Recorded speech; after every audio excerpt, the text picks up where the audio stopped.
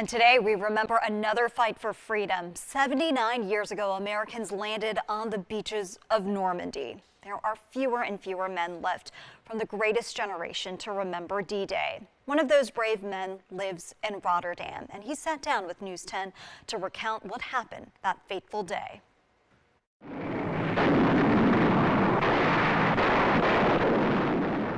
The whole D-Day operation was a brutal atmosphere.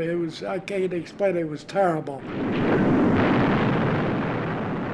The 6th of June, 1944, is a day Julius Boreali doesn't reminisce about too often. Believe me when I tell you, I was scared. I was really scared. Enlisted with the Coast Guard on the LST-27, Boreali was the baker on board. I baked pies and cakes and pastries. A menu, along with memories, remain well preserved. Julius Boreali, ship's cook, second class, Howe Caverns. The keepsakes document the history that would unfold. This is D-Day and on the beach. The Admiral wrote a message, told us that we were going on a grand mission. A piece of paper that was supposed to be burned before sailing so the Germans would never see it. Well, there was nobody around. So I ripped it off and I put it in my sea bag. Dated May 27, 1944. The coming battle differs from that we have undertaken before. It demands more seamanship in strong currents.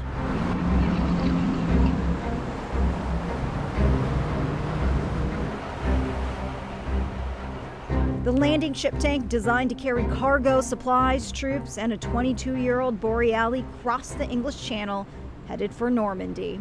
While we were crossing, a priest came out and got us all up on the tank deck and gave us all a benediction and wishing us good Godspeed. 79 years later, Boreali remembers it like it was yesterday. We left at 9 o'clock at night.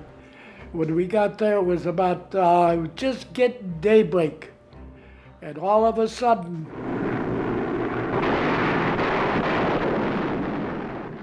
airplanes were bombing us. He went from baker to fighter. I didn't do any more cooking. I was either on a gun, shooting at airplanes, or going out picking up the wounded on the beachhead. The atmosphere, I can't explain it, was terrible. There was thousands of men laying all over the beach. It was a bloodshed. The dangerous duty detailed in his diary. And then off to the right of the beach was the cliffs. Army guys were trying to climb up the ladder. German artillery, the 88 was the most feared gun that the Germans had. And they kept firing them. When they were shooting, as long as you could hear the whistle, when the shell was flying through the air, it whistled. The minute it stopped, that's when it exploded. And they had shrapnel go all over. There's where most of the people got killed or wounded.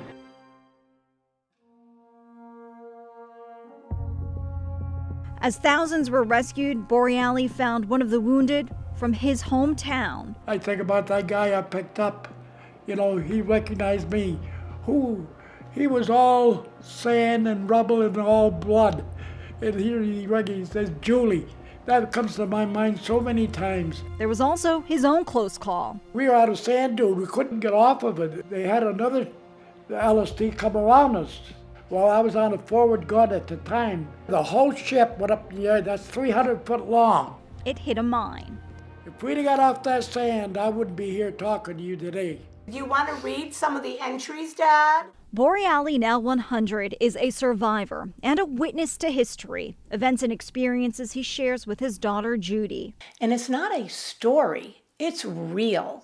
Thinking of what my father went through and what he saw and what remains in his memory is just pretty sad, you know, that they went through that.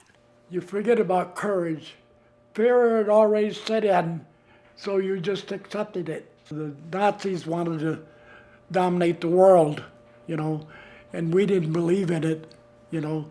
So that gave us a lot of, hey, let's get at them, let's fight them. that bravery on the beach, changing the tides of war. Once Normandy was secured, WWII found something unexpected in wartime. He was my best buddy on the ship.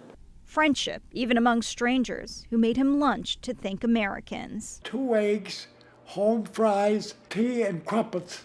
But no sugar in the crumpets. They didn't have no sugar there. Made my day, made my whole war. It made me feel good. Endearing kindness and the world's generosity stronger than the worst of war. An outlook leading to a lifetime of milestones. No, she was a good-looking woman. Including a marriage of 69 years, 3 kids, and generations grateful for the greatest generation.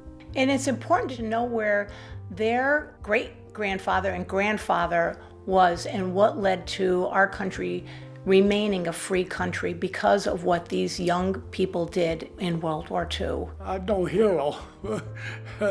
The hero's all buried over there. Yeah. I did my job and I tried to do it the best I could. And we have our freedoms because of men like Mr. Boreali. Oh, what a story, Trishna. We thank him so much for sharing his we do. story. He completed 111 crossings across the English Channel with the Coast Guard to bring back supplies.